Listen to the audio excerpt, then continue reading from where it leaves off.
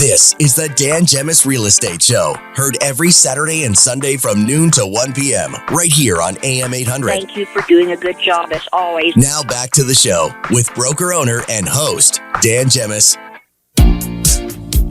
All right, welcome back to the show. Kathy Talbot, Cassie Baggio in studio with me, sales reps with the Dan Gemus team. We're having lots of fun. And a reminder, if you are looking to make a move and you want to find out what your home is worth in its current market, it's ever changing. It's always kind of shifting a little bit as we go over the last few months and over the coming months. You want to get the latest information, the latest and greatest. You want to reach out to us by phone 7 days a week at 519-566-5565. You can also find us on the World Wide Web.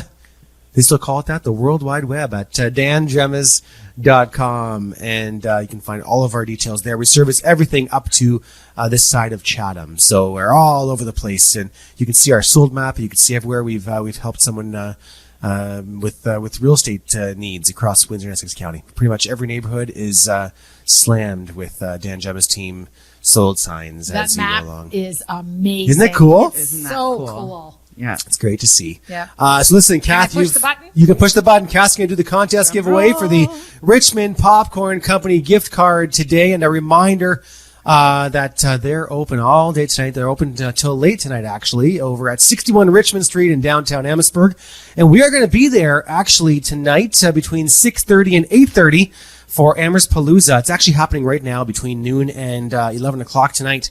But between 6:30 and 8:30 tonight, my dad's playing his acoustic set in front of the office and the popcorn shop there. There's a little area set up that he'll be performing for 2 hours today, from 6:30 to 8:30 tonight. So we're excited to see him. He's excited. His last performance got rained out for downtown Amherstburg, so he's anxious to get out there and play some music today. So nice classical stuff, classic stuff like the Pink Floyd stuff and all kinds of He does an awesome job. He does a great job. He has lots of fun. Wonderful. Yeah, he does an awesome So, Kath, you've got the button pressed there. Who's our winner for the Richmond Popcorn Company gift card today? Shelley Michaelis Delegard. All right, Shelley, congratulations. So, producer Ben will be in touch and let you know how to collect that gift card for the Richmond Popcorn Company.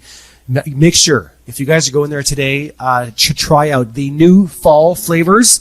They are delicious, and like I said earlier in the show, Nikki made them by mistake. She was trying to make apple pie, and she ended up with a pumpkin pie flavor. Tastes exactly like pumpkin pie. So good. Exactly like it. I'm going to have to teach that girl the difference between apples and pumpkins, apparently. She was playing with the spices, right, to try and get them on, and ended up being pumpkin pie. So it's incredible. It tastes like pumpkin pie in your mouth when you eat this popcorn. And then Harvest Crumble. Harvest Crumble is delicious. Make sure you test that out. And there's a pumpkin spice latte as well with white chocolate and pumpkin spice, and it's amazing. So try those flavors out. Over 35 flavors. You can taste test them all before you buy. And there's Dippin' Dots too, so you can't go wrong there at the Richmond Popcorn Company. RichmondPopcorn.com is the website. Okay, so let's take a look here on the phone with us for our segment. Christian Janice. Hey, Christian, how are you? Hey, how are you? Fantastic, thank you. So, well, everyone's doing fantastic. Listen, has it been busy in the real estate legal world in the last little bit? For us, yeah. For us, we're always, like I've told you, we're always like a couple months behind. So I'm a little worried for the future, but we're dealing with people that have signed contracts like 2-3 months ago. No doubt. And again, I'm hearing that the interest rates should be hopefully holding steady this week. So we'll see what happens there. But we'll go from there. But so listen, go ahead, Kathy, you have something? No, I was going to say, except when we throw one at you, Christian, that closes in a week. That's okay. We can and you get it done too. It's amazing. Always gets it done. So listen, what's our tip about today? So what I was going to say is this is more for real estate agents, but also people who are interested in investing, because they're most often the people that are buying multi-family homes or multi-unit homes. So this has actually come up twice in the last month, where when you buy a multi-unit home, oftentimes you have title insurance. We include it, and that's a whole other topic on what it is and what it covers. But one thing that it covers is outstanding work orders. But for multi-unit homes, the title insurance companies don't cover outstanding work orders issued by the fire department. Oh. So in that case, our office or any lawyer's office is actually required, because it's not covered by the title insurance policy, to reach out to the fire department and see if they have any outstanding work orders. The issue that comes up, and has come up twice, at least in the last month, is the fire department responds with, "We don't have any information. We would need to conduct like a fire inspection." You contact the seller's lawyer. You say, "Hey, we need to have a fire inspection done to see if there's any outstanding issues." They say no. The agreement of purchase and sale says that the government has permission to release the seller's information to you, right? So that's why when you order a tax certificate, the government or like the municipality can release that information to you. Right. In this case, what I often see is the sellers will say, well, they can release the information to you. They're telling you that they don't have any information, and they're asking for an inspection. But paragraph 13 of the agreement says that the buyer's already done the inspection. And that, typically we think of that as a home inspection, but it doesn't say home inspection. It just says an inspection. So they don't want to grant the fire department access. So in this case, there are no work orders because the fire department hasn't inspected. So what does the buyer do? Oftentimes, there's not really much the buyer can do. And, with the way how fast closing, even if you take a traditional closing, like 30, 60 days, if you get into a big dispute over this, that's still not going to be enough time to get it resolved. So my recommendation for anybody buying a multi-unit property is to include a clause in the schedule that says that the seller, promises that everything's up to code with respect to the fire department or like fire safety legislation. And if an inspection is required by the fire department, the seller will grant access. Yeah.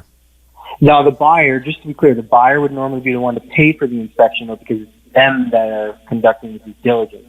Sure. So what you're really looking for is you want the seller to be responsible for any deficiencies. But if they can't get access to find those deficiencies, then you're just not aware of them beforehand, right? Yeah. Wow. Yeah, I know, a big can of worms. No, for sure. I think it's important because I've seen it come up twice, and it's difficult to say because the buyers are often like, well, why? I don't understand. Can't I get in? And then, like every real estate transaction, it's not worth fighting over. So if you're unsure, like maybe the buyer says, hey, I don't even want to do the inspection. The price is so good and it was so competitive. I'm willing to take that risk. But I think that it should be up to the buyer instead of leaving the seller in the driver's seat. Oh, 100%. Yeah. 100%. Yeah. I think we're only going to start seeing more of this happening as, rules start coming into play by municipalities for licensing, et cetera. It's only going to be a bigger issue we're going to deal with. Yeah. And, by including that type of language in there doesn't necessarily mean that the buyer has to use it. It's included in there for the buyer's benefit. So it would be, it wouldn't be a condition, but it would fall under the same, the language would be the same in the sense that it's included for the buyer's benefit. So if they choose not to do the inspection, well, that's up to them. Makes sense. Yeah. Makes sense. That's great information. Yeah, for sure. Great tip there, Christian. How does everyone reach out to you if they have any questions for your team? So they can visit us at online at simplyclose.ca, or they can give us a call at 519-997-3775. Fantastic. Christian, Janice, thank you. Appreciate you too. Enjoy the long weekend. And some great tips there. Always very helpful. So again, simplyclose.ca is Christian's website for him and his team if you have any questions there. So that's it for the day. Holy moly, time flew by. And get out there, enjoy the beautiful long weekend. Don't forget, today is Harrow Fair. Happening today and this weekend. So enjoy that. And Amherst Palooza happening in downtown Amherstburg till 11 o'clock, actually happening right now till 11 o'clock tonight. We'll be down there from 6:30 to 8:30 in front of our building as my dad plays his acoustic show, Norm Gemus, though. So we're very excited for that. And get out there and enjoy. And just, beautiful weather. Enjoy your pools before we all close them for the season. Yeah. And Kath and Cassie, thank you for coming today. We appreciate it. Thank you, my friends. You guys are both off to some showings. Enjoy and drive safe, everybody. We'll see you all tomorrow, Tomorrow's Sunday from noon to 1 right here on AM 800.